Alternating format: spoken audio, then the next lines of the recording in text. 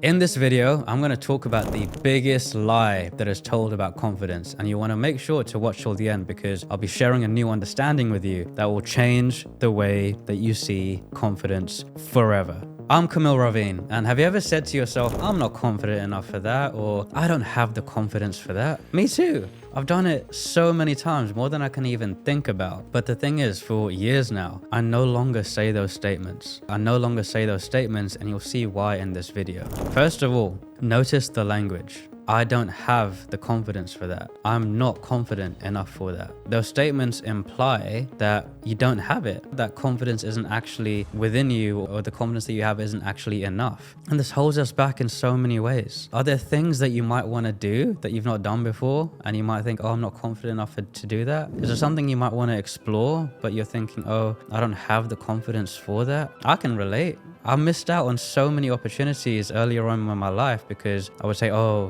I don't have the confidence, or I'm not confident enough for that. And I get it. But this is no longer in my vocabulary. It's no longer in my vocabulary. And I mean that because this is about the biggest lie that is told about confidence. These statements like, I don't have the confidence, I'm not confident enough for that, they imply that we don't have it, that we don't have the confidence. And most of the time, whatever the situation is, whatever situation that we're referring to where we're saying I'm not confident enough, it's either something that we've not done before or we've done very few times, and that might be why we're saying we're not confident enough to do that. Now, in the majority of the personal development space, people talk about, oh, these are these tips to work on your confidence. These are things so you can become more confident, improve your confidence. It's all about trying to add more confidence. It's all about trying to add more to the plate so you can increase your confidence.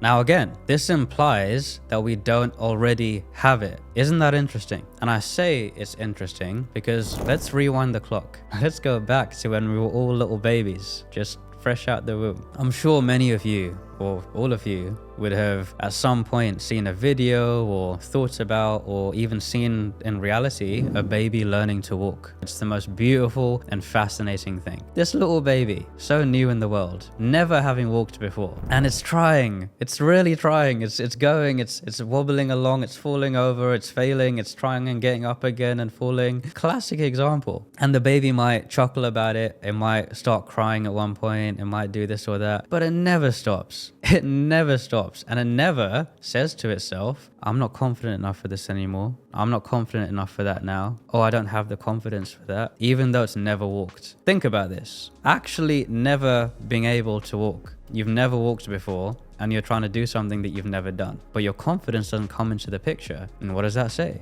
And you might think, oh, well, it's just natural design for babies to learn to walk, so it doesn't really count. But you might even think something else, and I get it. It's not just babies though. Look at young toddlers who have started to go through some conditioning. Look at young kids. They still try so many new things they've never done. It could be learning to play a sport. It could be drawing something. It could be going somewhere new, something they've never done before, but they still approach it with that enthusiasm and don't question themselves. It's the most amazing thing. I learned so much from just watching the way that a young child is being, or a baby, because it points to what's also within us, something that we're born with. So what does this all show? Confidence wasn't something we used to question or entertain. It wasn't even something that babies, young kids would think about because it's innate. By innate, I mean it's something that we're born with and we just lose sight of over time. Another great example, I'm sure many of you, when you're at home by yourself, you might put on the radio or Alexa and you just start dancing and singing like no one's watching, right? Having a great time. But then as soon as someone else comes into the picture, you might think, oh, I can't do that. I'm not confident enough for that. I can't dance and sing in front of these people. But you were just doing it by yourself a second ago.